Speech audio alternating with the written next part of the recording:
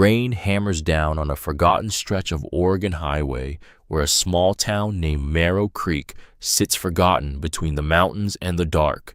A two-story house at the edge of that town, a front door, a girl on a porch in a soaked hoodie, 17 years old, a canvas backpack at her feet, the door closing behind her with the soft click of a man who knew he had won.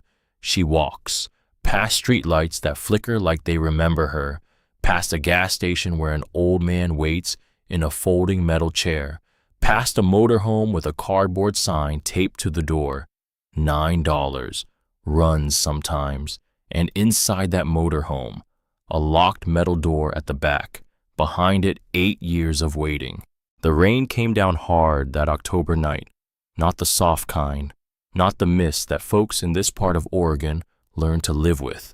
This was the other kind, the kind that meant business, the kind that hit the tin roofs and the cracked sidewalks like it had something to say.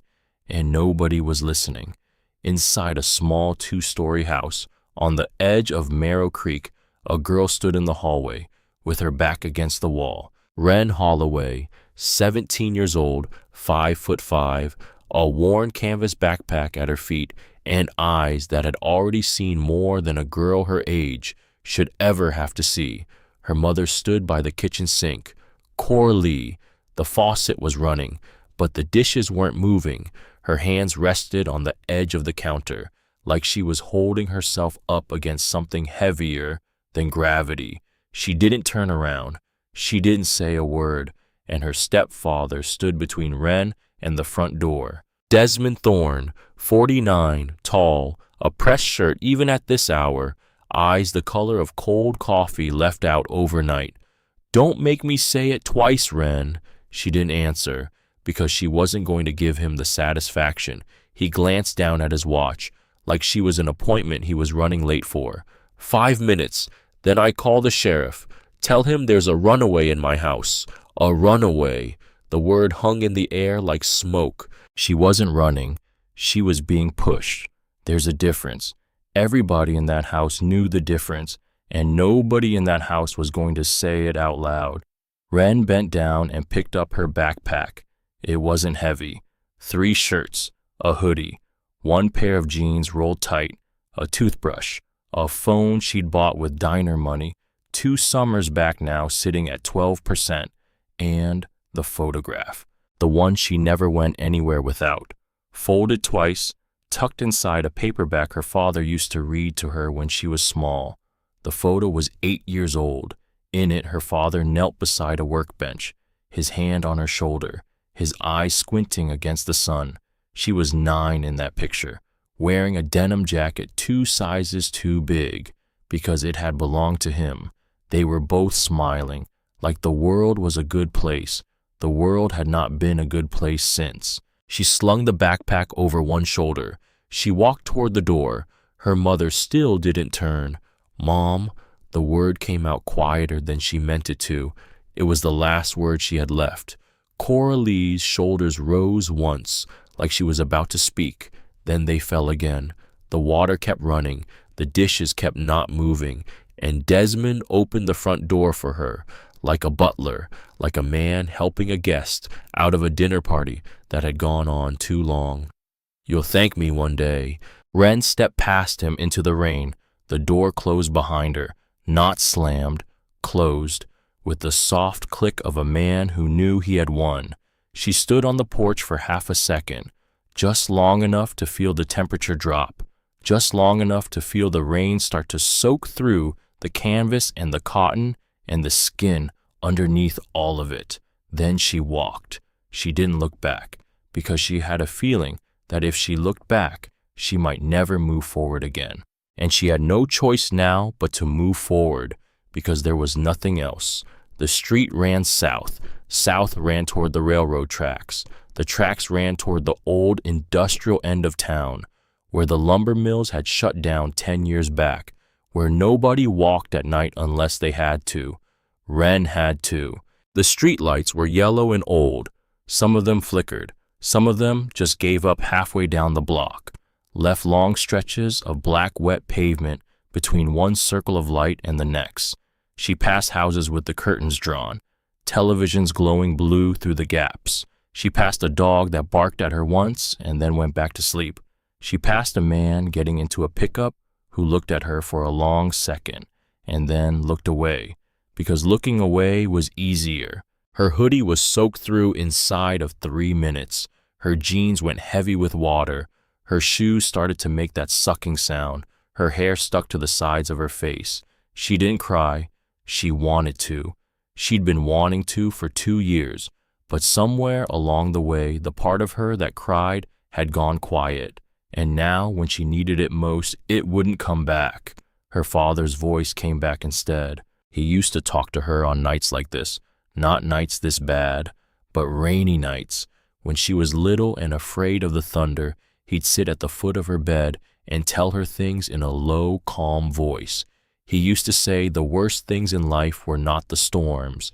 He used to say the worst things were the days that felt fine on the outside and were rotting on the inside. You could survive a storm, he'd say. You couldn't always survive a quiet kitchen. He'd said a lot of things, her father. And then one morning, he had not come home. That was 8 years ago, just before her 10th birthday. The state troopers came to the door at 6 in the morning with their hats in their hands. They said his truck had gone off the highway at a foggy bend where the guardrail had been bent and never fixed. They said the truck had burned. They said there wasn't much left. She remembered her mother in the doorway, one hand over her mouth, and the way her mother's knees did not give out. They should have. People in movies always fell to the floor when they heard news like that. Her mother just stood there, like she had already known. Wren had not understood that at 9. She understood it a little better now, but understanding it didn't make it hurt less. She walked for 40 minutes through the rain. Her phone died somewhere around the 20-minute mark. She stopped trying to check it. She just kept walking. The town thinned out. The houses got farther apart. The trees got taller and darker. And then she came around the bend at the edge of the old county road and saw the lights. A truck stop, up ahead, blurred through the rain like a smudge of yellow paint on wet glass. The gas station was called Mercer's. The sign was older than she was, hand-painted, faded, propped against the front of a low cinder block building with 2 pumps out front and a service bay around the side. Most of the bulbs in the overhang were dead. One of them flickered with that nervous twitch old fluorescent lights get right before they quit for good. No car at either pump. The office window was lit dim yellow, and somebody was moving inside, slow, the way old men move at the end of a long shift. Wren stood at the edge of the lot and let the rain run down her back. She didn't know where she was going. She didn't have a plan. She had $9 and some change in her front pocket, a backpack, a photograph, a paperback book, and then she saw it, the motor home, parked at the far end of the lot, behind the dumpsters, almost hidden in the dark. A thing from another decade, maybe 22 feet long, white paint that had given up trying to be white sometime around when she was born, rust crawling up the sides like vines. One window cracked from the inside it and patched with duct tape. The tires looked tired in a way that tires shouldn't be able to look, and taped to the driver's side door was a piece of cardboard. The handwriting was big and a little crooked, like a man with bad hands trying to write neat. For sale. Runs sometimes. $9. Wren stared at it for a long moment. $9. She actually laughed, just once. A short, wet, miserable little laugh that came out of her like a hiccup. The kind of laugh you laugh when the universe has finally bottomed out and there's no further down to fall. $9 for a motor home. $9 for a roof. $9 for a door that locked from the inside. A place that was hers and not his. She walked toward it slow, like the thing might run off if it noticed her. She put her hand on the side of it. The metal was cold and wet and patient. It didn't pull away from her. It didn't tell her to leave. It just stood there in the rain. And for the first time that night, something in the world was not actively rejecting her. That was when the voice came from behind her. "You'll catch your death out here, miss." Wren turned around slow. The man who'd stepped out from behind the office was somewhere in his 60s, maybe a little past. He was a big man, but he wasn't tall. The kind of big a man gets when he spent 40 years doing real work with his hands. Wide shoulders that sloped from years of leaning over engines, forearms thick as fence posts, a belly that pushed gentle against his work shirt, white hair under a faded green cap, a beard going gray at the edges, eyes that were tired, but not unkind. Rain ran off the brim of his cap and made a small, steady waterfall in front of his face. "How much do you have, miss?" She wiped the water out of her eyes with the back of her hand. "It says 9. I know what it says." He took a step closer, not threatening, just closer. He looked at the motor home the way a man looks at an old dog he can't bring himself to put down.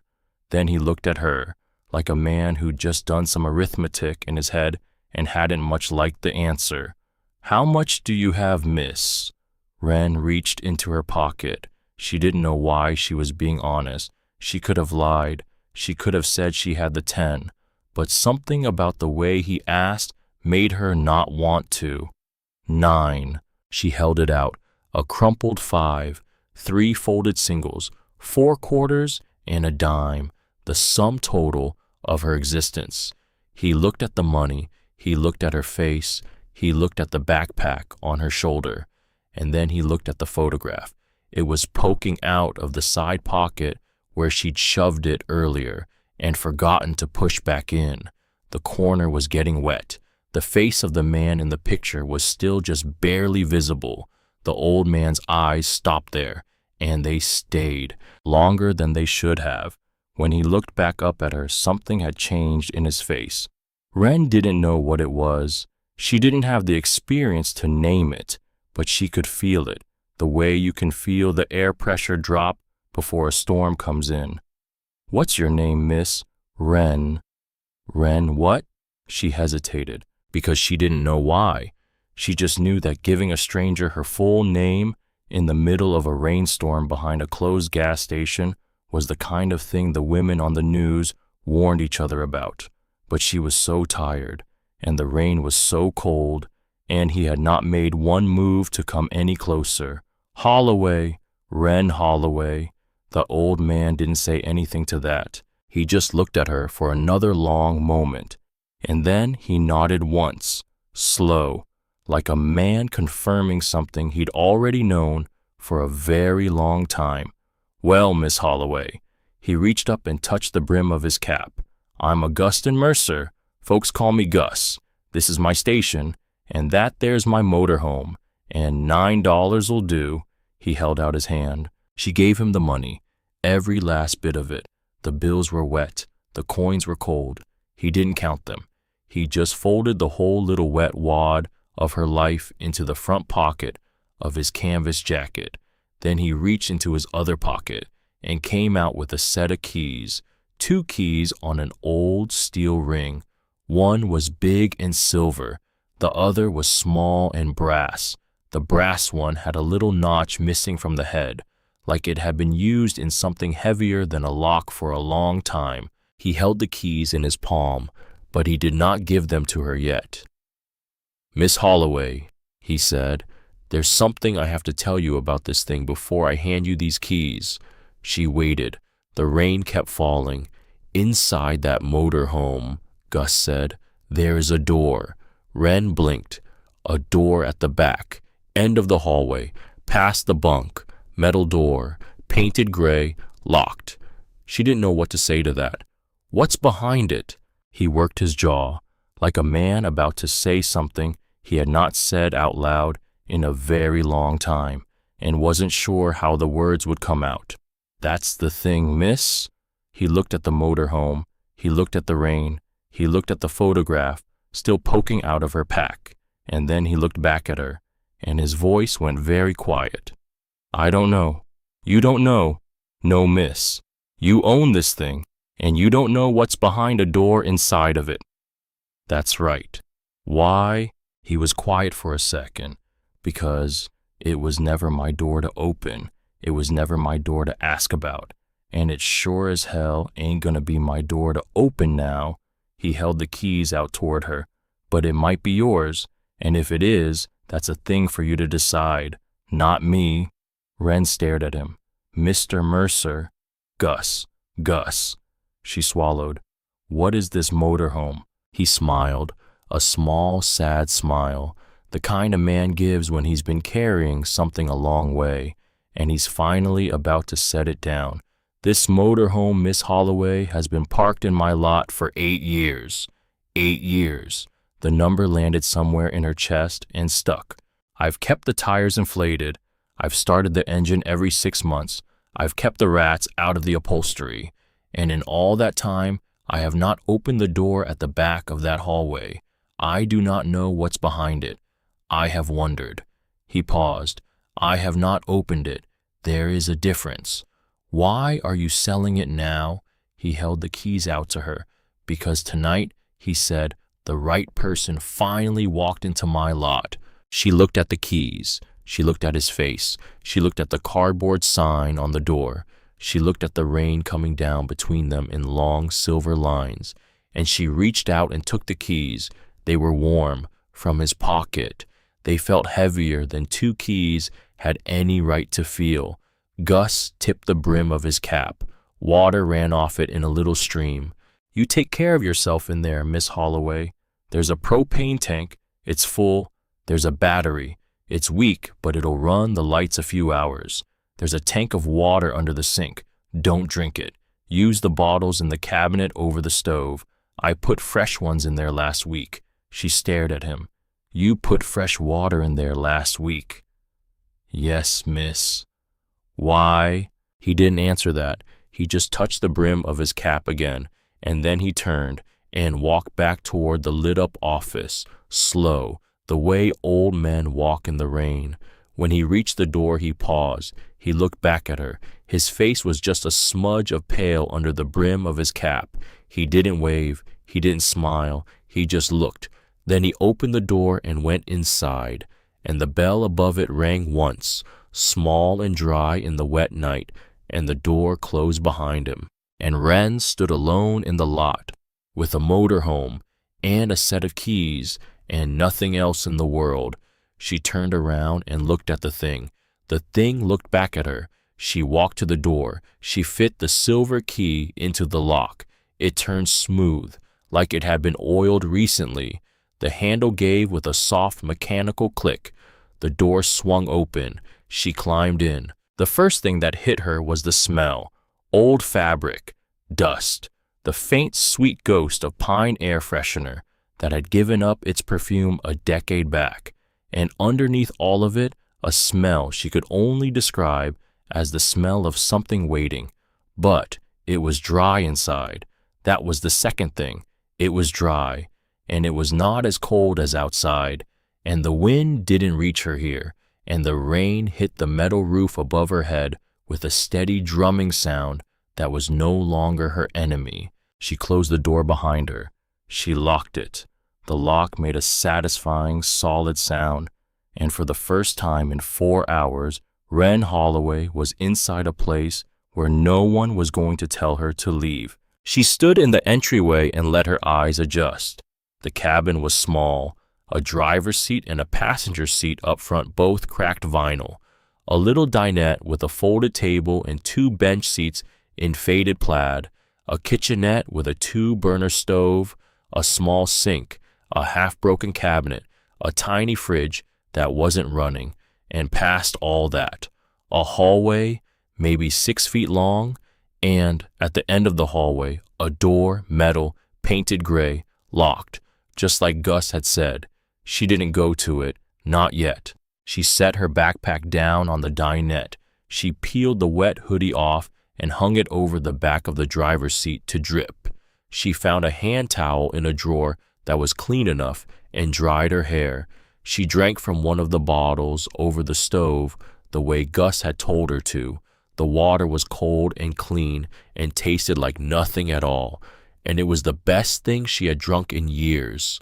She sat down on the bench seat. She pulled the photograph out of her pack. Her father's face looked up at her, a little wet around the edges.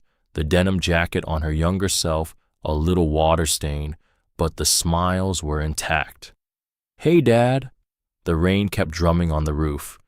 "I bought a motor home," she laughed, a real laugh this time, small and damp and a little hysterical, but real. $9 from a man who says there's a locked door in it and he doesn't know what's behind it.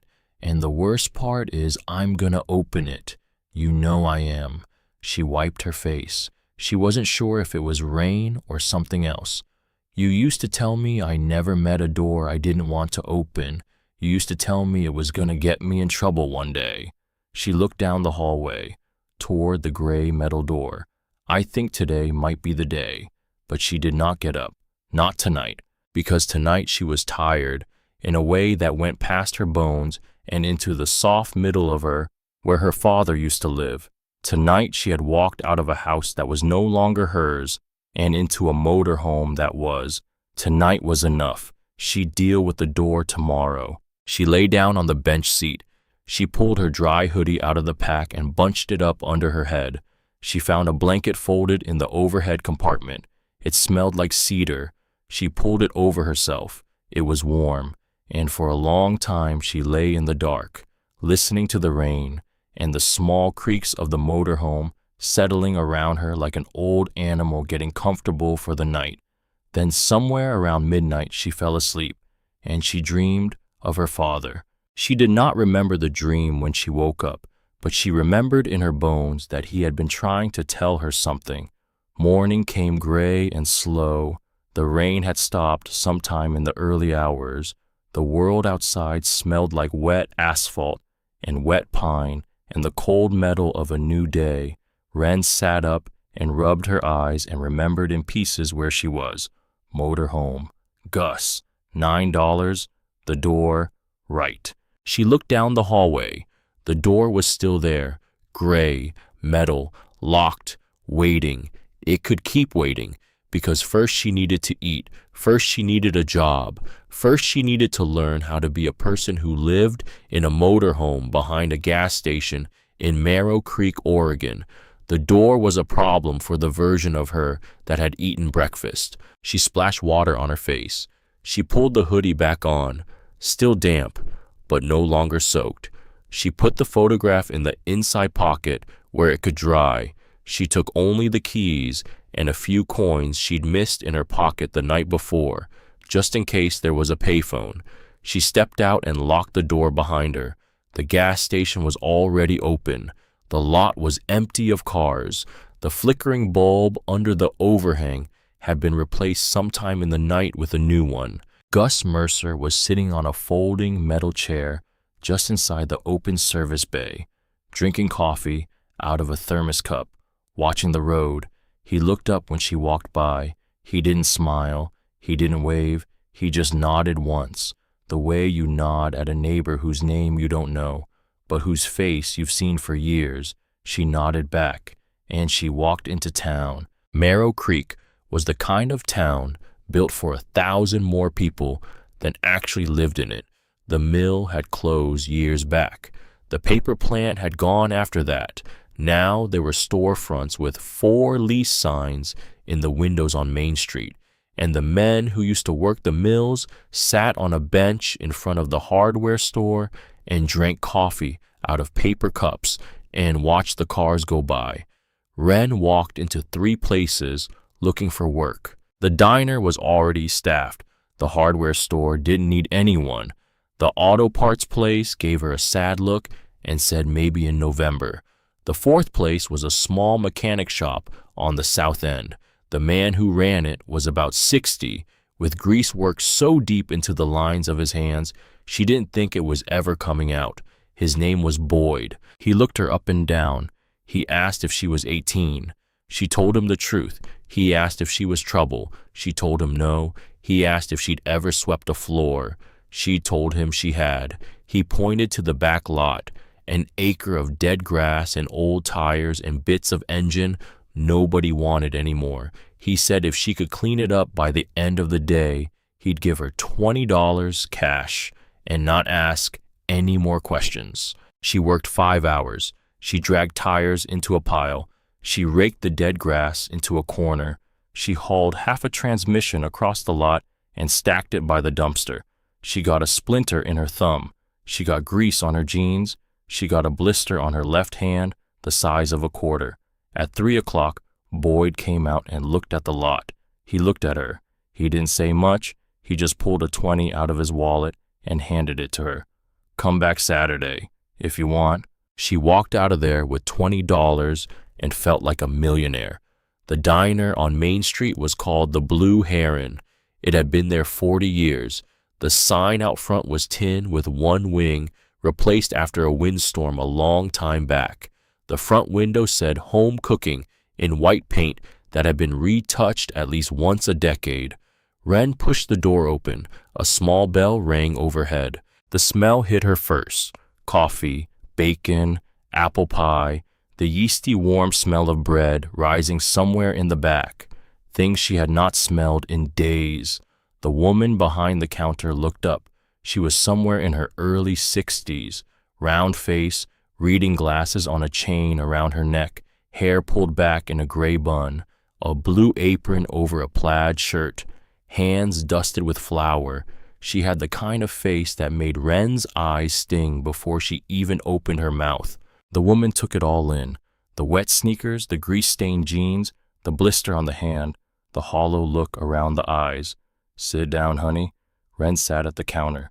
The woman set a glass of water in front of her, then a cup of coffee with 2 creams already poured in, like she'd known Wren was coming.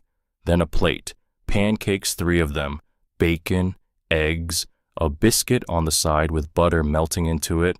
The whole plate steamed. Wren stared at it. I have $20. The woman waved a hand, like Wren had said something foolish. Eat first. We'll figure the rest out. Ma'am, I can pay. I know you can. Eat first. So Wren ate. She ate slow at first, like she was afraid the plate might get taken away. Then she ate faster. Then she stopped trying to be polite about it. She ate the way a girl eats who has not had a real meal in a week. The woman watched her without watching her. She wiped the counter. She refilled coffee for a trucker at the end. She rang up a pie box for an old man on his way out. She moved around her diner like a woman who'd spent her whole life inside it and could do every job blindfolded. When Wren was done, the woman came back. She set down a slice of apple pie, a small slice, not full price. Compliments of the house. Wren looked up. Why are you being nice to me? The woman leaned on the counter. Her name tag said, Opal, because you walked in here looking like the world had thrown you out. And I've got a rule in my diner, sweetheart. She reached over and touched the back of Wren's wrist. Just for a second, just 2 fingers against the knob of the wrist bone, like she was checking that Wren was real. The world doesn't get to throw a person out twice. Wren didn't have anything to say to that. You staying somewhere safe, honey? She hesitated. I have a place. Is it warm? It's dry. Is it yours? It is now. Opal nodded, slow, like that was a better answer than she'd expected. You come back tomorrow morning, sweetheart. I open at 5. You come in at 7. I'll feed you breakfast. And if you want to wash dishes for me on weekends, I pay $12 an hour. Cash. Wren's throat closed up. Yes, ma'am. Don't call me ma'am, call me Opal. Yes, Opal. Opal smiled, a tired smile, the smile of a woman who'd been handing out second chances from her diner for 40 years and had not yet run out. Wren paid for her food. Opal charged her $4 for the whole plate. They both knew that was not what it was worth. Neither of them said anything about it. She walked out of the Blue Heron with $16 in her pocket and the first warm meal in her belly in a week, and the strange, unfamiliar feeling that she might, against all odds, survive this. She walked back through town, past the closed-up storefronts, past the old men on the bench, past the gas station where Gus was now filling up a logging truck. He nodded at her again. She nodded back. She climbed up into the motorhome and locked the door behind her. She set the $16 on the dinette, and then she did a thing she did not plan to do. She started cleaning. She just started. She wiped down the dinette. She emptied the cabinets one by one and shook them out and put things back. She found a stack of old newspapers in the closet by the door, all of them dated from years back. She found a screwdriver, a flashlight that worked when you shook it, a first aid kit older than she was, but still sealed. And then, in the back of the cabinet over the stove, behind a box of crackers so old they were a fossil, she found something else, a metal box, small, about the size of a paperback, gray, like the door at the back of the hallway, not rusted, just dusty, pushed all the way into the corner, behind everything else, like it had been there a long time and was meant to stay hidden. Wren pulled it out. It wasn't locked, but it was stuck. The lid had been pressed down so hard it had bonded over time with the rim. She worked at it with the screwdriver. It took her 3 minutes. When the lid finally came loose, it popped open with a small, dry crack, like a knuckle. Inside was a stack of papers, folded, tied together with a piece of old twine. Neat, deliberate, the way a man stacks papers when he wants them found by someone who'll know what they mean. Wren sat down on the bench seat and untied the twine. The papers were old. Some were photocopies. Some were handwritten notes. Some had letterheads at the top from places she didn't recognize. Most of them had dates. The dates spanned 6 or 7 years, ending in late 2017. She started flipping through them.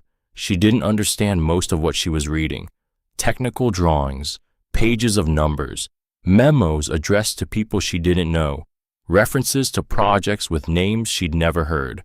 But she didn't need to understand most of it, because on the 3rd page, near the top, in a small, neat row of typed information at the top of what looked like an employee record, was a name, Elias Holloway. Wren froze. The name sat on the page and stared up at her, like a thing that had been waiting 8 years to be looked at. She blinked. She looked again. She read it twice, 3 times, 4 times. Elias Holloway. That was her father's name. Her hands started to shake. She flipped the page. The next one had the same name on it, and the one after that, and the one after that. Memo after memo, report after report, form after form, all of them with his name, some of them with his signature, a signature she would have known anywhere, because she had spent the years after his death tracing it on the backs of receipts and the corners of homework. She stopped on a page near the middle. It was a printed personnel summary. It had a small black and white photograph in the corner. The photograph was her father, younger than she remembered him, but unmistakably him. And underneath the photograph was a title, Chief Systems Engineer, and under that in smaller letters, Verdant Aegis Systems Incorporated, Restricted Access Division. Wren set the page down on the dinette. Her hands had gone very cold because her father had been a mechanic. That was what she had grown up believing. That was what her mother had always said. That was what was written in the small obituary in the local paper. Elias Holloway, age 38 mechanic, survived by his wife Coralie and his daughter Wren, loved his family, a mechanic. She looked at the page again. She looked at his face. She looked at the title under his face. Chief Systems Engineer, Restricted Access Division. Her mother had lied. For 8 years, her mother had lied to her. Wren sat very still at the dinette. Outside, the afternoon was starting to dim toward evening. The gas station lights had come on, and somewhere down the road, a logging truck was downshifting on the grade. Ordinary sounds, the sounds of an ordinary town on an ordinary day. But inside the motorhome, nothing was ordinary anymore. She stood up. She walked down the small hallway toward the gray metal door. She didn't try to open it. She just stood in front of it and put her hand flat against it. The metal was cold. The metal was patient. The metal was waiting. "Dad," she said quietly, "what did you do?" The door did not answer her. She went back to the dinette. She gathered all the papers. She tied them back up in the twine. She lifted the cushion of the bench seat. There was a small storage compartment underneath the kind RV builders carve out of every spare inch. She put the bundle inside, beneath an old folded tarp, where it would not be the first thing anyone found, if anyone came looking, and she did not yet know why that thought scared her so much, but it did. Then she pulled out her phone. She'd charged it for 10 minutes at an outlet in the diner, just enough battery for one call. She didn't know what she was going to say. She just knew she needed to hear her mother's voice. She needed to ask her one question. She needed to hold the phone to her ear and say, "You lied to me," and hear what her mother would say back. She dialed the home number. It rang. Once, twice, 3 times, 4, and then a man's voice answered, not her mother. "Wren, Desmond Thorne." Her stepfather did not sound surprised.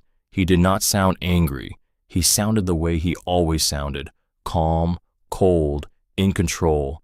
"I want to talk to my mother." "Your mother isn't available." "Put her on the phone."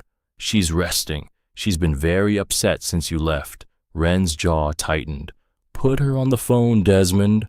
There was a long pause on the line, and when he spoke again, his voice had gone quieter, lower, the way a voice goes when a man is moving into a part of the house where he doesn't want anyone else to hear him. "Wren, listen to me carefully." She listened. "I don't know where you are. I don't much care where you are. You wanted to leave. You left. That's a closed matter. Put my mother on the phone. You will not call this house again. Desmond, you will not come back to this house. You will not speak to your mother. You will not write to her. You will not contact her in any way. She is my wife now. She is my mother. That is not your decision to make." His voice dropped another half step. "I am only going to say this one time. Whatever you found, wherever you are, whatever you think you're going to do about it." She froze. "Stop now, before something happens that no one can fix." "What did you say?" "You heard me." "What do you mean?" "Whatever I found." There was a silence on the line, a silence that lasted just a half second too long, a silence that told her he knew he had said one word too many. "Good night, Wren."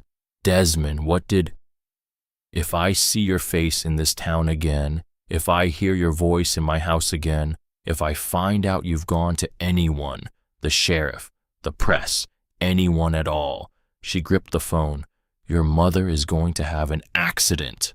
The cold went all the way down into her stomach. "The kind of accident," he said, "that runs in your family." The line went dead.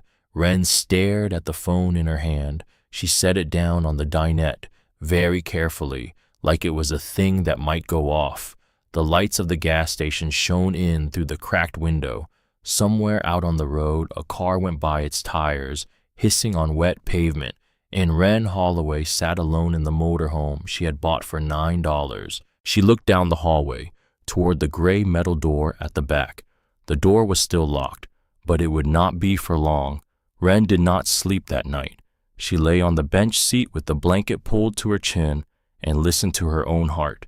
It would not slow down. Every time she closed her eyes, she heard him. The kind of accident that runs in your family. She sat up sometime around 4 in the morning. The rain had started again, light this time, a soft tapping on the roof. She turned on the small overhead light, and she pulled the bundle out from under the bench seat. She untied the twine, and this time she read for what was hiding between the words. Most of it was still beyond her. She did not know what a vector array was. She did not know what an inertial guidance module did. But the dates told a story. Her father had worked 9 years at a place called Verdant Aegis Systems. He had risen fast, by the 5th year chief systems engineer, on something called Project Holocore. and on the last pages, the latest ones. The handwriting and the margins changed. It went tighter, faster, pressed harder into the paper.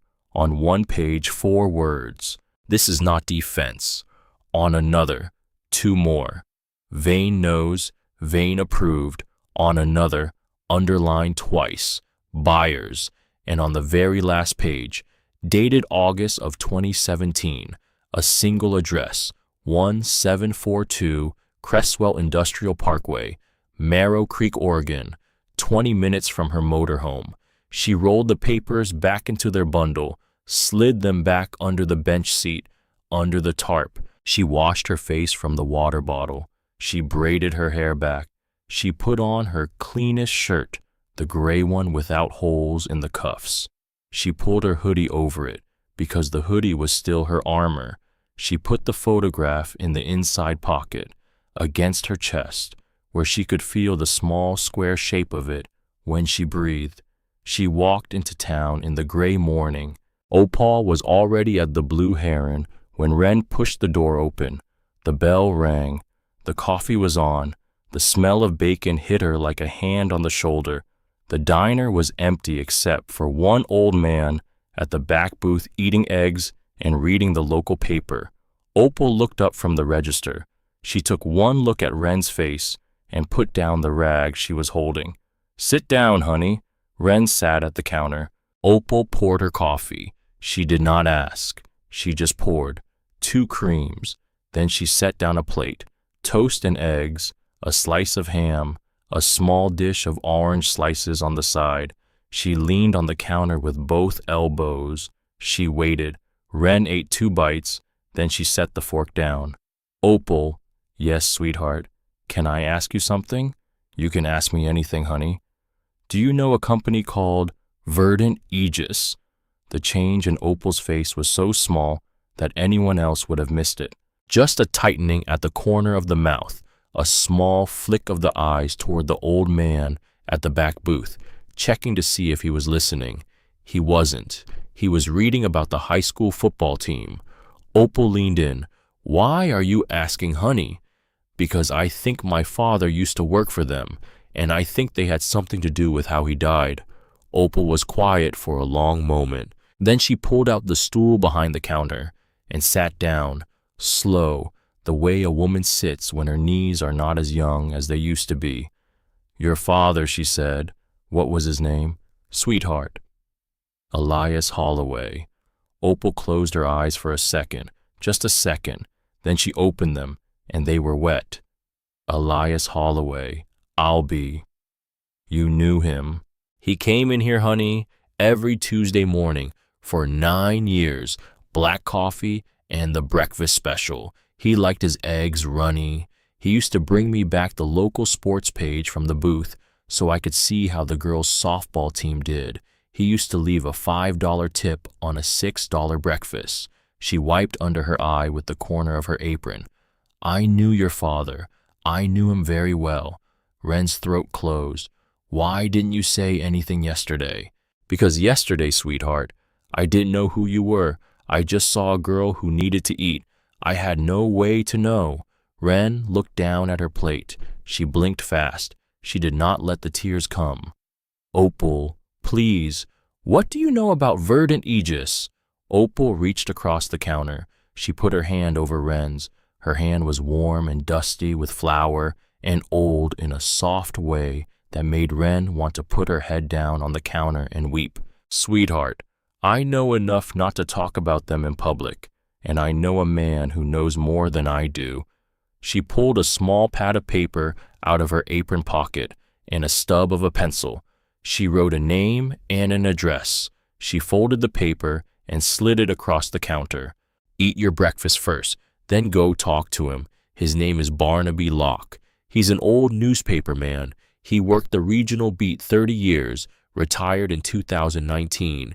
He lives out by the lake, past the boat launch. He'll be home. He's always home." She paused.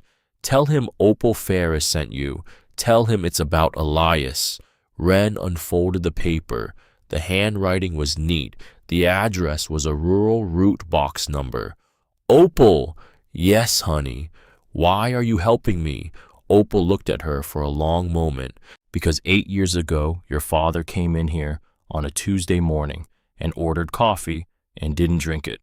He just sat in the booth in the corner and stared out the window. I went over to check on him. He looked at me and he said, Opal, if anything happens to me, I want you to remember a name. Wren held her breath. He said the name. He said, if my little girl ever comes in here, you tell her that name. I told him he was scaring me. He said, good. Then he paid his bill and he left. She stopped. 2 months later, they said he was dead in a wreck out on Route 9. She wiped under her eye again. And the name he gave me, sweetheart, was Lucien Vane, and the company he told me to watch was Verdant Aegis Systems. Wren sat very still. He told you. He told me. Why you? I asked him that, sweetheart. I asked him why he was telling a diner waitress something like that. He said, because nobody ever notices a woman behind a counter. He said it was the safest place in town. Opal squeezed her hand.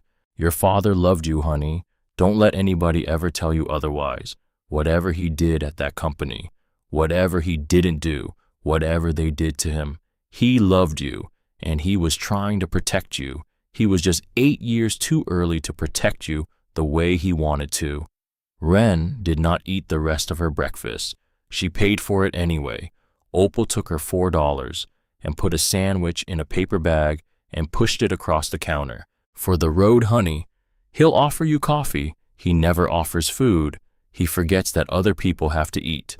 Barnaby Locke's cabin was 11 miles north of town, off a gravel road that ran along the south shore of Lake Lannon. Wren walked the last 2 miles because she didn't have a car, she didn't have a bicycle, she didn't have a friend to drive her. She walked.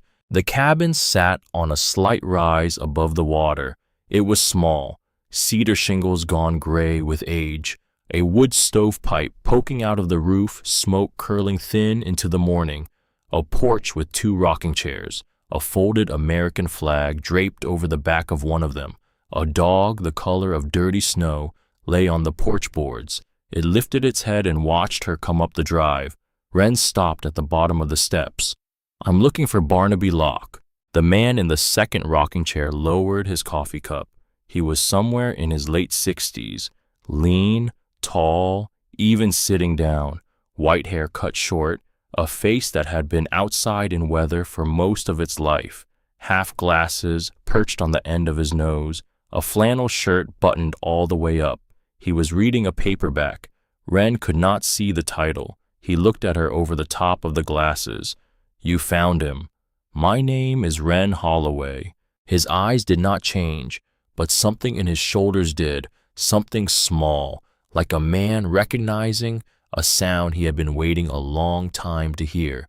Elias's girl. Yes, sir. Opal sent you.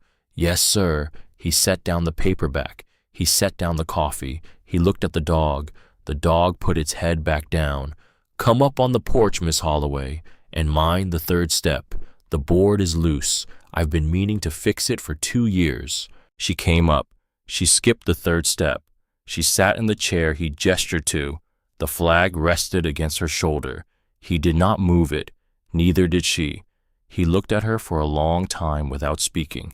She let him, because she had a feeling that men like Barnaby Locke told you things in their own time and on their own terms, and trying to rush them was the surest way to be sent home empty-handed.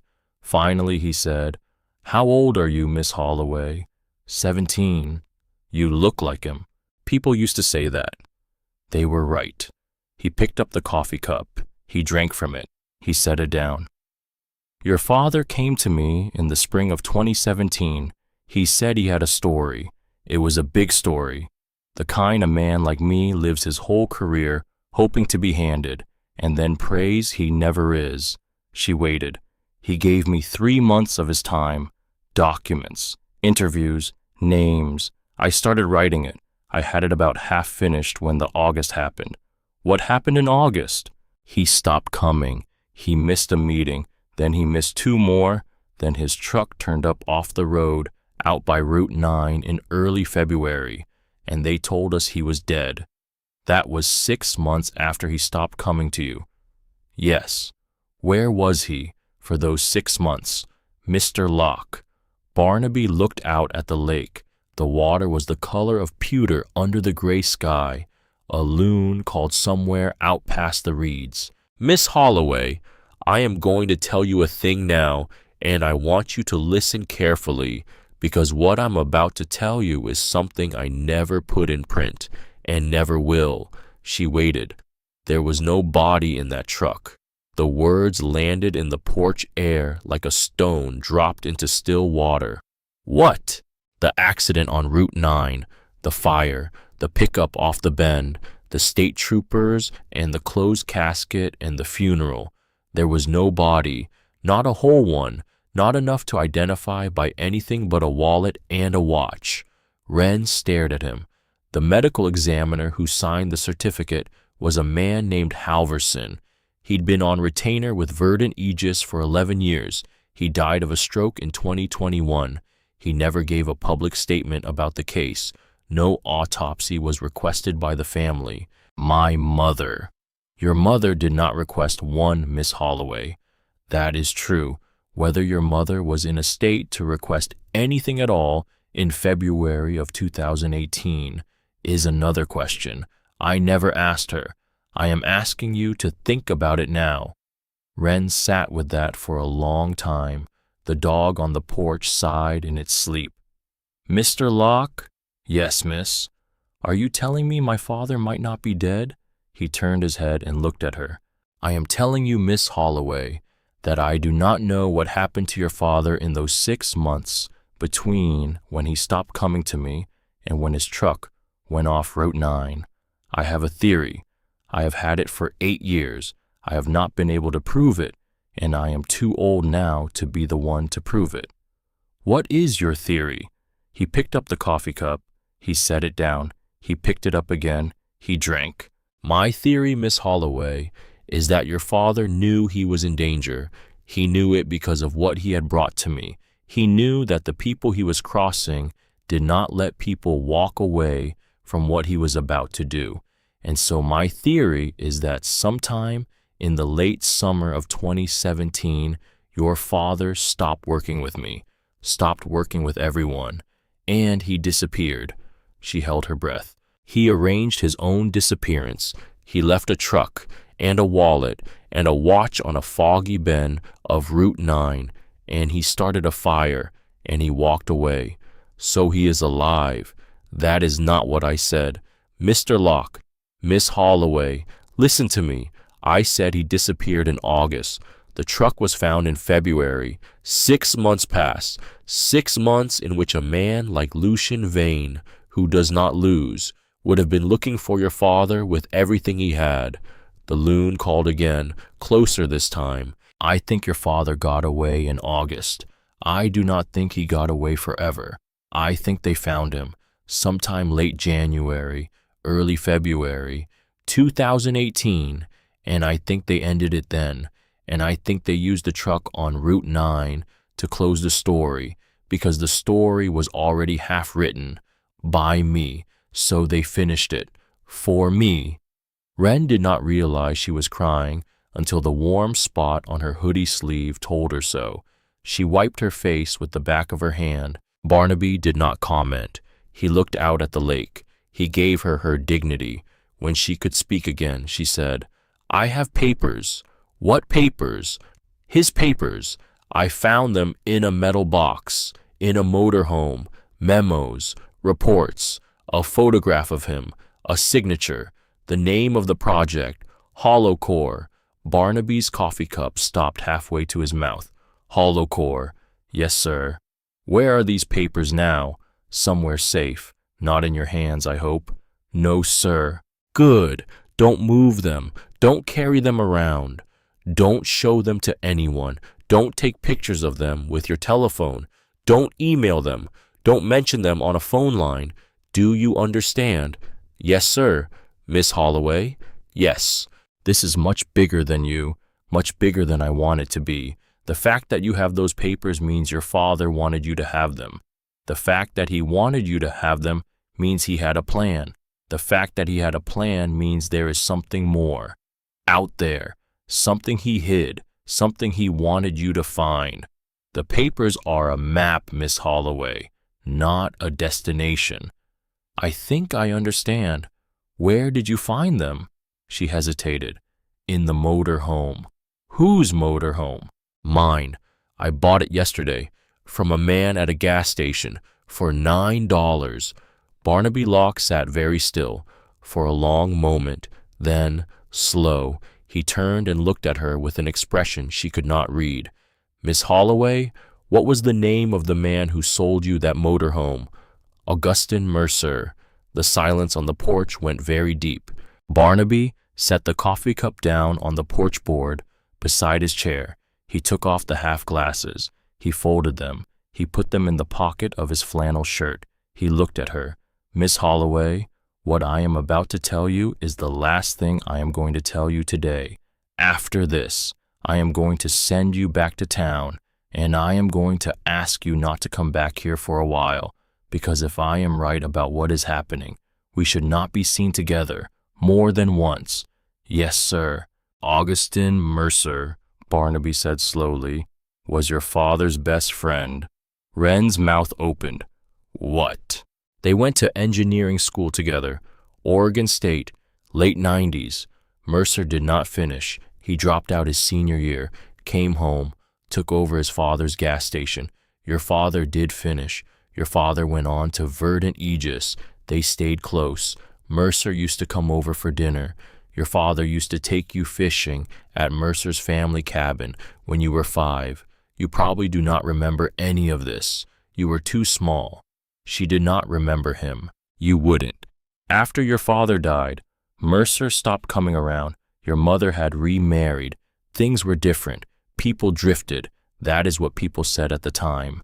And what really happened, I do not know, Miss Holloway, but I will tell you that the man who sold you a motor home for $9 last night, with a locked door in the back, is not a stranger. He is the closest thing your father had to a brother, and I do not believe in coincidences.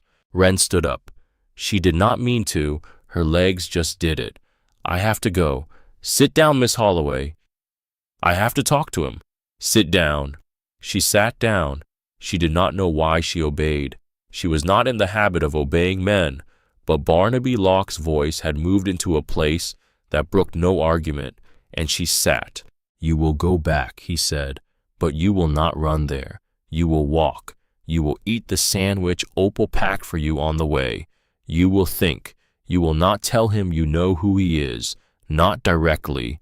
You will let him tell you.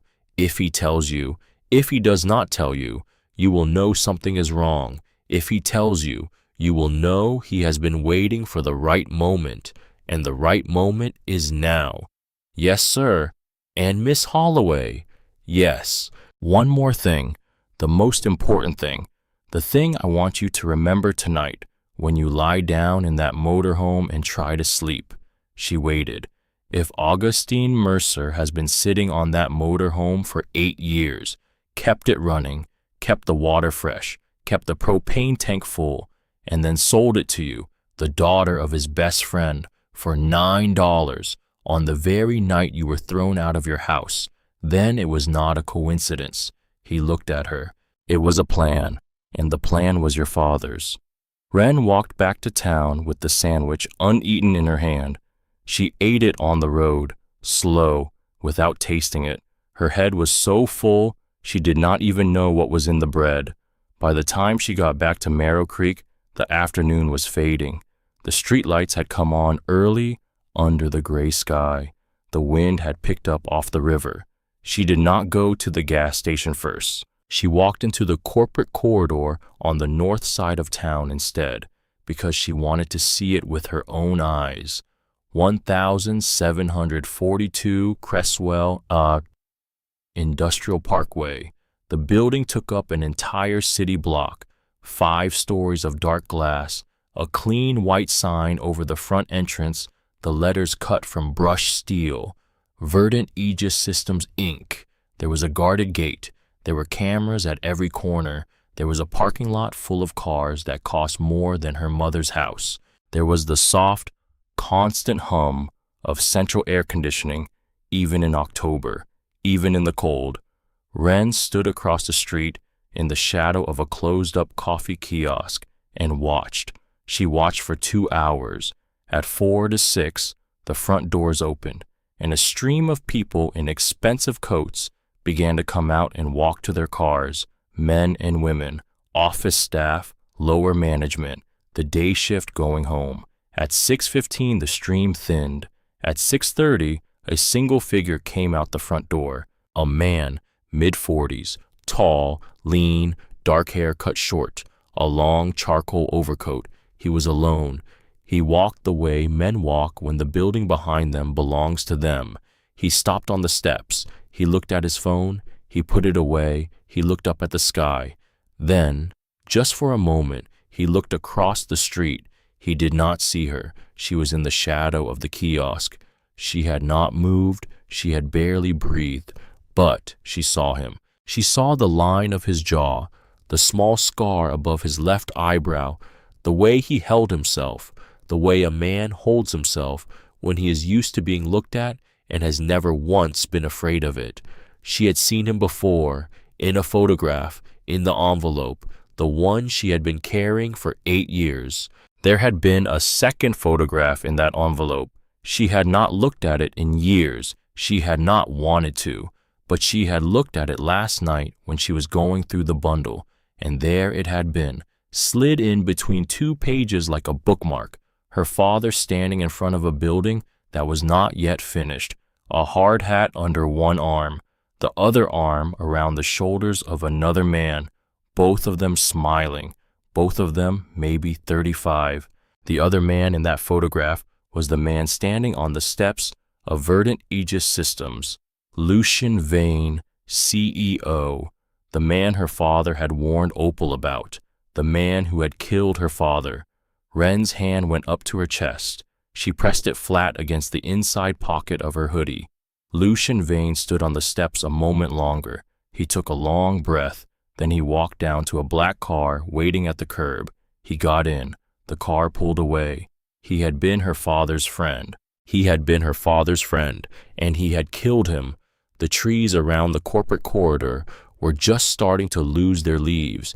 Yellow ones fell across the sidewalk between Ren and the building. The wind rolled them past her feet. She walked away from the building. She did not look back. She did not run. She made herself walk. She was on the side street 2 blocks east when she noticed the SUV. Black, tinted windows, idling at the corner, the kind of car nobody in Marrow Creek drove. It pulled out behind her. Slow. She turned left. The SUV turned left. She turned right. The SUV turned right. She crossed the street. The SUV did not cross, but it kept pace on the other side, matching her speed, 20 feet behind. Ren's mouth went dry. She thought about Barnaby's voice on the porch. Do not run. If anyone approaches you, walk into the nearest building with people in it, and do not come out until they are gone. The nearest building with people in it was the Blue Heron Diner. 4 blocks away. She could not see it, but she could see the steeple of the church next to it, rising over the roofs. She kept walking. The SUV kept pacing her. She counted in her head, 1, 2, 3. She made herself breathe on the 3s. She did not look at the SUV. She did not look at her phone. She did not pull out the photograph. She did not do anything that a girl would do who knew she was being followed. She just walked, the way a tired girl walks home at the end of a long day. She turned onto Main Street. The Blue Heron came into view. She walked toward it. The SUV slowed, almost stopped, then sped up, drove past her, past the diner, around the corner, and was gone. She did not let her shoulders relax until she was inside the diner with the door closed behind her. Opal looked up from the register. She took one look at Ren's face. Sit down, honey. Ren sat at the counter. Opal came around. She did not bring coffee this time. She put a glass of cold water in front of Ren and another glass with 3 ice cubes in it. She set them both down. She waited. Opal! Yes, honey. I think someone was following me. Opal's hand stilled on the counter. Who? A black SUV from near the corporate corridor, 5 blocks, maybe more. It turned away when I came up to the diner. Opal did not answer right away. She looked out the window, at the street, at the cars going by, at the sidewalk, at the church steeple. Then she walked behind the counter. She picked up the phone on the back wall, the old one, the corded one. She dialed a number. It's Opal, she said into the phone. She's here. She's safe. They followed her from north of town. Yes. Now, I'll keep her. She hung up. That was Mr. Locke. Yes. You're gonna stay here until dark, honey.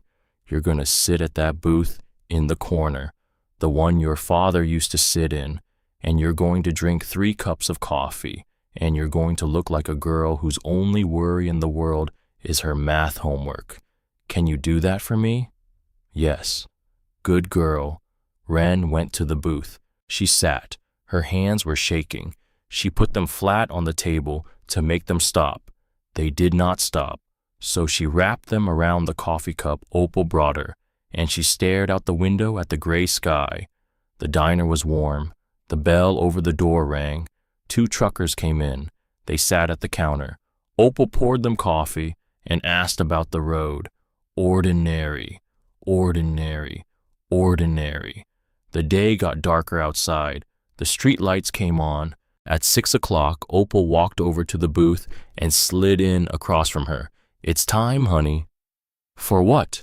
Mr. Locke is waiting. He's parked behind the diner. He'll drive you back to the motorhome. He'll wait while you go inside, and then he'll go. Why is he? Because you have one more thing to do tonight, sweetheart, and it can't wait. Wren looked at her. You're going to open that door tonight. Wren did not answer, because the answer was already on her face. Opal reached across the table. She took Wren's hand. She held it in both of hers. Her hands were warm and dusty with flour, the way they always were, the way they would always be. Your father was a good man, honey. I know. He loved you more than anything in this world. I know. Whatever's behind that door, he put it there for you, not for anyone else. You, so whatever it is, you can handle it. You hear me? Yes, ma'am. Don't call me ma'am. Yes, Opal. Opal smiled. It was a small smile, the smile of a woman who had walked 100 girls through the worst nights of their lives and had not yet run out of room in her heart. Go on, honey. Go bring your father home. Barnaby Locke drove an old Ford pickup, the color of a faded penny. He did not speak on the ride. He did not turn on the radio. He just drove, one hand on the wheel, the other resting on the gear shift, his eyes on the road and on every mirror in the cab. Wren sat beside him, her hands flat on her knees, the photograph against her chest, the bundle of papers in her backpack between her feet. The motorhome sat in the back lot of Mercer's where she had left it. The flickering bulb under the overhang had been replaced. Again, a new one, steady this time. Gus was sitting on his folding metal chair just inside the open service bay, drinking coffee out of a thermos cup, watching the road. He looked up when Barnaby's pickup pulled in. He did not look surprised. He looked like a man who had been waiting for that exact pickup to pull into his exact lot. For 8 years, Barnaby put the truck in park. He did not turn off the engine. Miss Holloway? Yes, sir. I will be back here at midnight with the people who need to be here. Until then, you and Mr. Mercer are going to have a conversation, and then you are going to do what your father asked you to do. Yes, sir. And Miss Holloway? Yes, sir. Whatever you find behind that door, you do not bring it out tonight. You leave it where it sits. We come for it together, you and me and the woman from the bureau. Do you understand? Yes, sir. Go on. She opened the door of the pickup. She climbed down. She walked across the wet asphalt. Gus Mercer was still in his chair, watching her come. She stopped about 6 feet from him. The smell of motor oil and old concrete and coffee surrounded them both. Mr. Mercer, Miss Holloway. She did not know how to begin, so she just said it. You knew my father. He looked at her for a long moment, the same way Barnaby had looked at her on the porch, the same way Opal had looked at her across the counter, the look of an old person finally being allowed to say a thing they had been holding for years. He nodded once. Yes, miss, I knew your father. You were his friend. I was. And you have been sitting on this motorhome for 8 years. Yes, miss. Waiting for me. Yes, miss. Why didn't you come find me? He set the thermos cup down on the floor beside his chair. Miss Holloway, your father left me one set of instructions. He gave them to me on a Friday afternoon in July of 2017. He sat in this very service bay, and he drank a beer with me, and he said, Gus, if anything happens to me, I need you to do 3 things. I need you to keep my motor home running. I need you to keep the door at the back locked, and I need you to wait. Wait for what? He said, you'll know. That was 8 years ago. Yes, miss, it was. And you knew it was me last night, in the rain. I knew the second you reached for that picture. You have your daddy's eyes, Miss Holloway, and you have his stubborn way of standing in the rain, like the rain is the one who's going to lose. Wren's chest hurt. She did not know if it was love or rage or grief. It might have been all 3 braided together. You could have told me. I could have. You could have just told me last night. I could have. Miss. Why didn't you? Because your father said one more thing, that Friday, in 2017. What? He looked at her, and his voice went quiet. He said, when she comes, Gus, don't tell her. Let her find it. She's mine. She'll find it, and if she finds it on her own, she'll trust it. If you hand it to her, she'll always wonder. Wren put her hands over her face. She stood in the open service bay of an old gas station, with the smell of motor oil in her nose and the cold October air on her shoulders, and she cried for the first time in 8 years, the way a child cries for a father who has been gone too long. Gus Mercer did not get up. He did not come to her. He did not touch her. He just sat in his folding metal chair and waited, the way he had waited for 8 years, and let her have her grief. When she could breathe again, she lowered her hands. There's a man, she said, Lucian Vane. Gus's face went hard. I know that name. Miss! He killed my father. I have always believed that. Miss. Yes. My father has a plan. Yes, miss. He left me a plan. He left you a plan. Miss! He did. Wren wiped her face on the cuff of her hoodie. Mr. Mercer. Gus. Gus. Tonight, I am going to open that door at the back of the motor home. He looked at her. He nodded once. Yes, miss. I believe you are. Will you come with me? He shook his head. No, miss. That door is not for me. Your father was very particular about that. The door is for you. He stood up, slow, the way old men stand. He walked to the toolbox by the lift. He lifted the lid. He took something out. He came back. He held it out to her. A crowbar, black steel, 2.5 feet long, heavy, cold. She took it.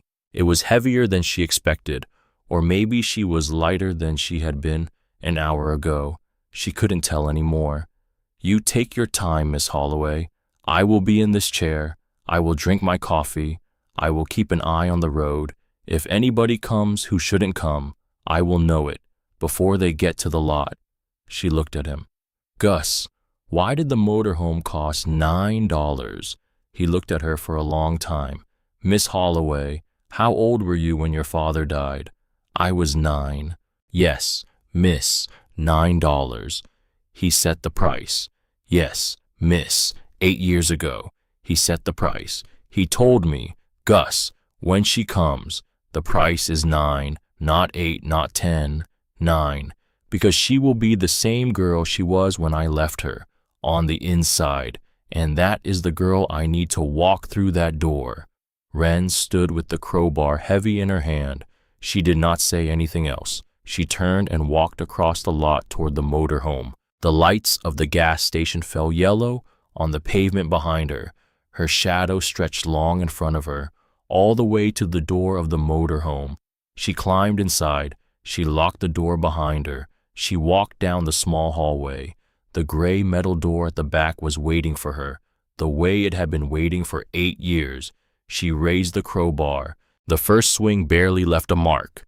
The metal swallowed the impact and gave her back only the sound of it, a flat, hard ring that bounced down the hallway and out through the walls of the motorhome and into the wet October night. Her hands stung from the shock. She tightened her grip. She breathed in. She breathed out. She thought of her father. She swung again. This time the door spoke back. A small dent appeared near the lock.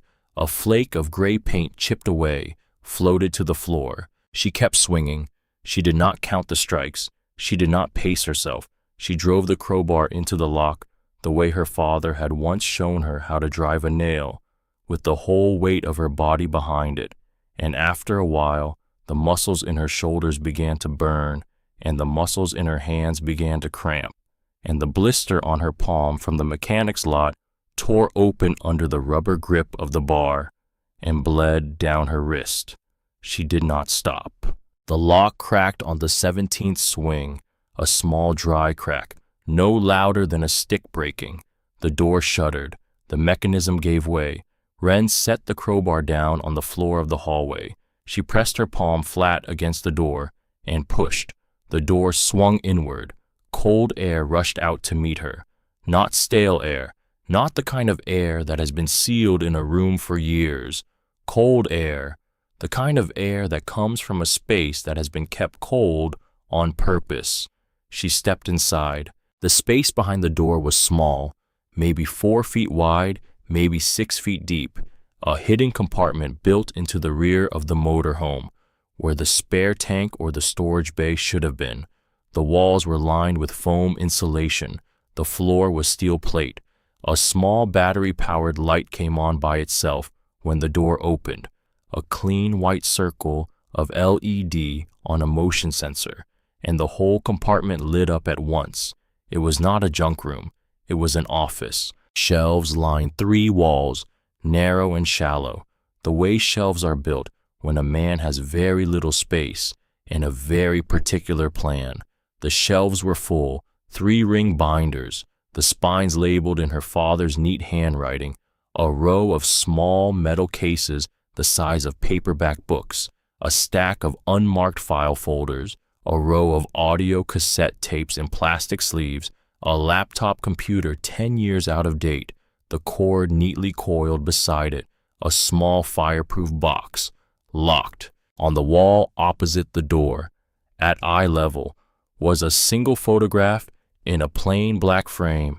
It was her, age 9, in the denim jacket 2 sizes too big, standing in front of a Christmas tree, holding up a drawing she had made of a house, smiling the way children smile when they do not know yet that the world is going to take their fathers from them. Below the photograph, taped to the wall, were 2 folded sheets of paper. The first was yellowed at the edges, soft from years, her name on the outside, in his handwriting, Wren. The second was newer, white still, the fold sharp, also Wren.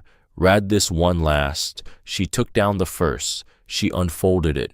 She read, Wren, if you are reading this, then I am gone. I am sorry. I tried to make it not so. I want you to know that I tried.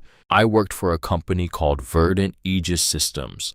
I started there in good faith. I was an engineer. I built things I believed would protect this country. I was wrong about what I was building. The project I worked on was called HoloCore. It was sold to the United States Department of Defense as a guidance system. It was not a guidance system. It was a weapon, the kind of weapon that should not exist. In the spring of 2017, I learned that my friend and CEO, a man named Lucian Vane, had arranged to sell the technology to 2 foreign buyers. He was not selling it to our enemies. He was not that kind of man. He was worse. He was selling it to whoever could pay. and he was lying to his own engineers, his own government, his own country about it. I gathered everything I could. I took it to a reporter named Barnaby Locke. I worked with him for 3 months. Then in August, I learned that Lucia knew. He had known for some time. He had been watching me. He had been deciding what to do about me. So I made a plan. The accident on Route 9 in February will not be real. Ren, I will not be in that truck. I will be somewhere else. I am going to disappear, and I am going to keep working on this. And when I have enough to bring him down, I am going to come home. I have left behind everything I gathered in this compartment. I have given the only key to the motorhome to Gus. He has promised me he will keep it safe. He has promised me he will give it to you when you need it. I do not know how you will come to need it. I only know that you will, because you are your father's daughter, and the world is not going to be kind to a girl with your eyes. If you are reading this, then something went wrong. I did not come home. They found me. Before I finished, I am sorry. Ren, I am so sorry. In the lockbox on the bottom shelf, there is a digital recorder. The recording on it is the most important thing I have ever made. Take it to Barnaby. He will know what to do with it. I love you. Ren, I have loved you every day of your life, and every day I have been away from you. Finish what I started, then live your life, then live your life. Ren, that is the most important thing I am asking you. Bring him down, and then live. Your father, Elias. Ren read the letter 3 times. She read it until her eyes burned and the lines blurred. She read it standing up. She read it with her free hand pressed flat against the wall to keep herself upright. She read it with the cold air of the compartment on her face, and the smell of old paper and old plastic, and the faintest whisper of cedar in her nose, the smell she had not let herself remember in 8 years, the smell of her father's shoulders when she was small. When she finished the 3rd reading, she folded the letter back along its creases. She did not put it back on the wall. She put it inside the inside pocket of her hoodie, next to the photograph, against her heart. Then she reached for the 2nd letter, the newer one. Her hands shook as she unfolded it.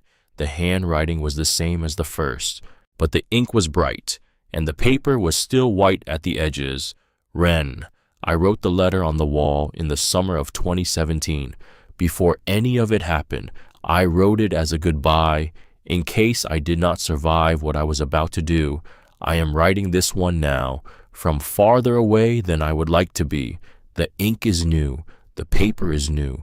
The truth in it is older than both. I did not die. They tried. In February of 2018, they found me. They had the truck on the bend ready, and they had a man on the inside of my safe house ready, and they had a long list of mistakes I should not have made, but I had made fewer of those mistakes than they thought, and when they came for me, I was not where I was supposed to be. I have lived these 8 years in places I cannot put on paper. I have kept working, I have kept gathering, and every 6 months I have come back to Marrow Creek in the dark, and I have come into this compartment, and I have left a new recording, because I could not come home, but I could not let what I had die with me either. Gus does not know I am alive. Barnaby does not know I am alive. Your mother does not know I am alive. I could not tell any of them, because the moment they knew, they would have been in danger, the way you are in danger now.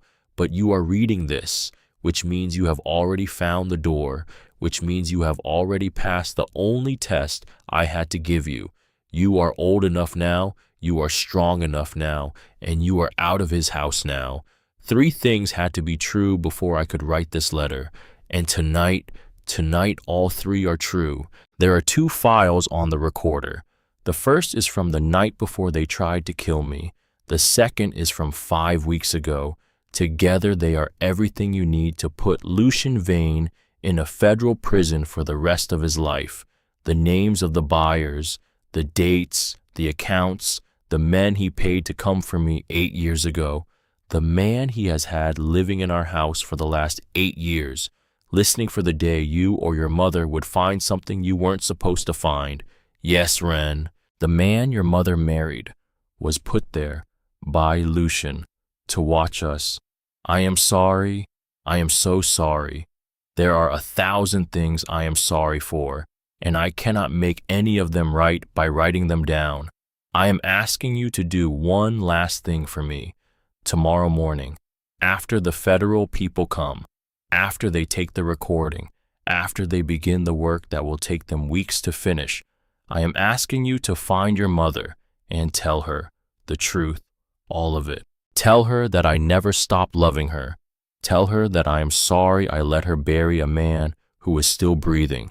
Tell her that the price for what I did was paid by her, more than by me, and that I have known that every single day for 8 years she has been a prisoner in that house, Ren, as surely as if there were bars on the windows. She has been a woman whose husband is a guard, and she did not know it. That is not your mother's fault. That is mine and his, not hers, whether I come home.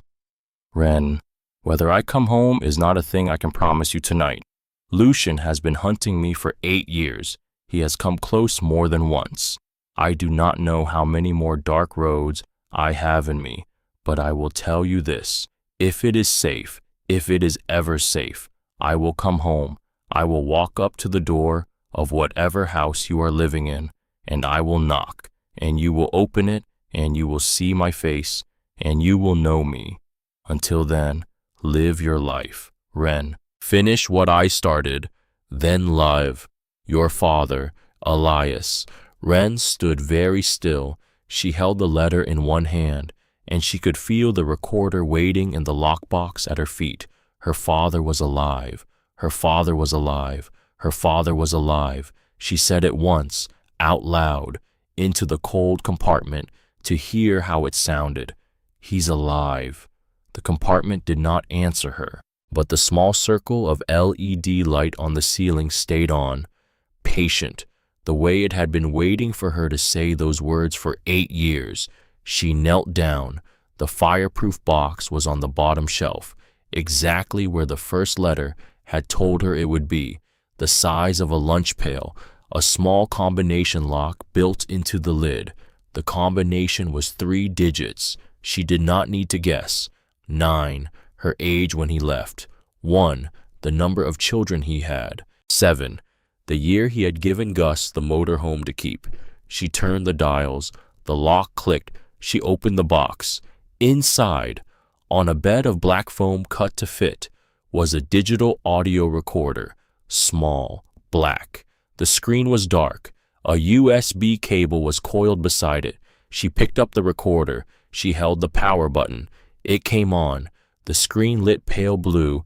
There were 2 files. The first was named with a date, February 3rd, 2018, the day before her father's truck had been found on Route 9. The second was named with a different date, September 14th, 5 weeks ago. She did not press play. Barnaby had told her not to. She had been told a lot of things tonight, and the only one she trusted right now was the one in her chest, the one that said her father was still out there in the world, somewhere, and he had been telling her so, in ink, older than both of them. She put the second letter inside her hoodie with the first. She closed the lockbox. She did not lock it. She lifted it carefully and set it on the top shelf next to the laptop. She did not take it with her. She turned. She walked out of the compartment. She did not close the door. The lock was broken. There would be no closing it again. There would be no need. She walked back through the hallway, past the dinette, to the front of the motorhome. She sat down in the driver's seat. The cracked vinyl creaked under her. She put both hands on the wheel. She did not start the engine. She just sat there, in the dark, with the rain starting again, light on the roof, and she let herself feel it. The thing she had not let herself feel in 8 years. The thing the part of her that cried had not been able to come back for, until tonight. She let it come. She put her head down on the wheel, and she cried. Not the way she had cried in the service bay an hour ago. That had been the grief of a daughter for a father. This was something else. This was the grief of a girl who had been carrying a coffin in her chest for 8 years and had finally been allowed to set it down because the man inside it was not in it. He had never been in it. He had been out there the whole time, hiding, working, loving her. From a distance she could not see. When she lifted her head from the wheel, the clock on the dashboard said 11:43, 17 minutes until midnight. She wiped her face. She climbed out of the driver's seat. She unlocked the door of the motorhome. She stepped out into the rain. Gus was still in his chair. He had not moved. She walked across the lot to him. She stopped in front of him. She did not say anything for a long time. She just looked at him, and he looked at her, and his face went still, the way the faces of old men go still when they see a thing they have been waiting a long time to see and do not yet dare to name. Gus. Yes, miss. He told me to take care of you. Gus Mercer did not look at her. He looked at the road, but his hand came up and covered hers, where she had rested it on his shoulder without remembering doing it. His hand was warm and old and rough and steady. The lights of the gas station flickered once in the wind and then steadied. You take care of yourself, Miss Holloway. I will, Gus. And then you go bring that son of a down. She looked at him. Gus. Yes, miss. He's alive. Gus Mercer did not move for a long second. He did not move. Then, slow, the way old men do, he turned his head and looked at her. His eyes were wet. He did not ask her how she knew. He did not ask her to prove it. He did not ask her anything. He just nodded once, the way a man nods when he has been holding his breath for 8 years, and the body that he never quite believed was in the casket has finally exhaled. Well, I'll be. He squeezed her hand on his shoulder. You finish what he started, Miss Holloway. Yes, sir. Then you live. Yes, sir. Headlights swept across the lot. 2 cars, then 3. Barnaby Locke's pickup pulled in. Behind it, a dark sedan. Behind that, another. A woman climbed out of the second car, early 60s, gray hair cut short, a navy windbreaker with no logo, the kind of plain dark clothes that read as nothing in particular until you noticed how well they fit. She walked across the lot. She stopped in front of Wren. Miss Holloway, my name is Lenora Vance, Federal Bureau of Investigation. Mr. Locke has told me what you found. May we go inside? Yes, ma'am. Don't call me ma'am. Yes. They went inside the motorhome. Agent Vance went through the compartment slow.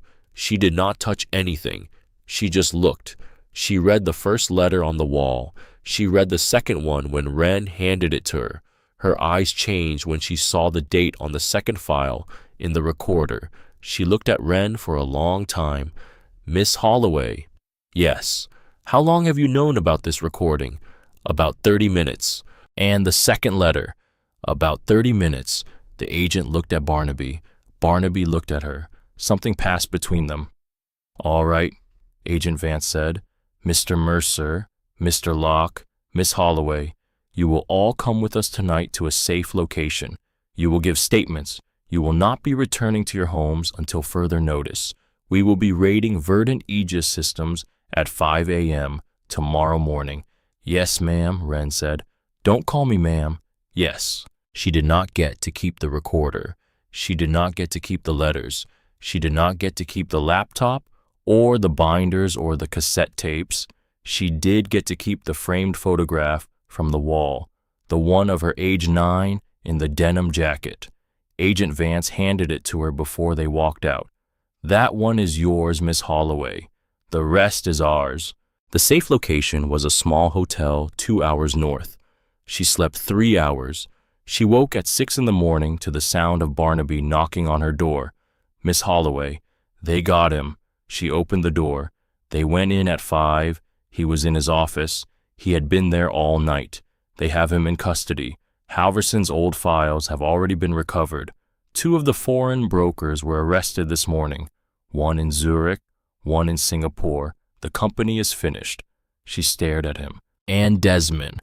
They picked him up at 6:15. Your mother is safe. She is with 2 agents at the house. She has been told nothing yet. She has been told only that her husband is being investigated and that she is to stay where she is. I want to see her. You will. Today. Today. This afternoon, Miss Holloway. She sat down on the bed. She put her hands over her face. She did not cry. She had cried enough in the last 12 hours to last her another 8 years. She just breathed. The drive back to Marrow Creek took 2 hours. Barnaby drove. Gus rode in the back seat. He had not slept either. He looked older than he had the night before, but he looked lighter, the way a man looks when he has finally set down a thing he has been carrying for too long. The Blue Heron came into view at 1 in the afternoon. Wren got out of the truck. Opal was at the door before Wren reached the sidewalk. She did not say a word. She just opened her arms, and Wren walked into them. Opal held her for a long time. When Opal let her go, she turned Wren by the shoulders toward the inside of the diner. A woman was sitting at the booth in the corner, the booth her father had sat in, the booth Wren had sat in, the booth where they kept the people they loved. The woman was thinner than Wren remembered. Her hair was streaked with more gray than Wren remembered. She was wearing a coat that was not Desmond's. She was holding a small paper bag in both hands. Coralie Holloway, her mother. The 2 of them looked at each other across the empty diner for a long time. Her mother stood up. She did not cross the room. She just stood by the booth, waiting, the way her mother had stood, with her back to the room, with the water running, with the dishes not moving, the night Desmond had thrown Wren out. But this time her mother was facing her. This time her mother's shoulders were not turned away. This time her mother's eyes were on her daughter and were not looking down. Wren walked across the diner. She did not run. She walked. She stopped in front of her mother. She set the framed photograph down on the table, the one of 9-year-old Wren in the denim jacket, in front of the Christmas tree. Her mother looked at the photograph. Then she looked at Wren, and her mouth opened, and the sound that came out was not words, it was just sound. It was the sound of 8 years of silence finally breaking.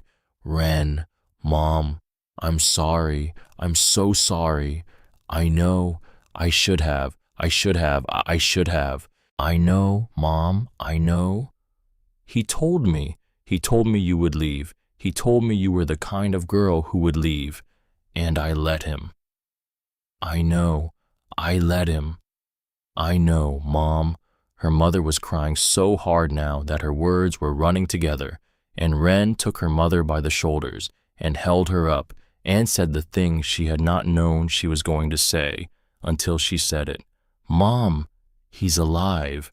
Her mother went still. What? Dad, he's alive. That is, Wren, that is not. He's alive, Mom. He didn't die. He was in the truck and he was. He wasn't. He's been out there for 8 years. Her mother's knees gave out, the way knees give out in movies. Wren caught her. Opal caught her. They lowered her into the booth. Coralie Holloway sat there in the corner booth of the Blue Heron Diner, with one hand pressed flat against her chest and the other hand wrapped around her daughter's wrist. And she stared at the framed photograph on the table, and she said the same word over and over, alive, alive, alive.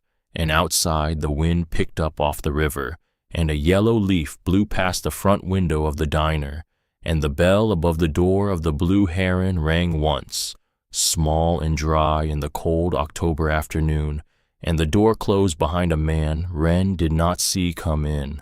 And Opal Ferris stood by the booth with one hand on the back of Coralie Holloway's shoulder, and one hand pressed flat against her own chest.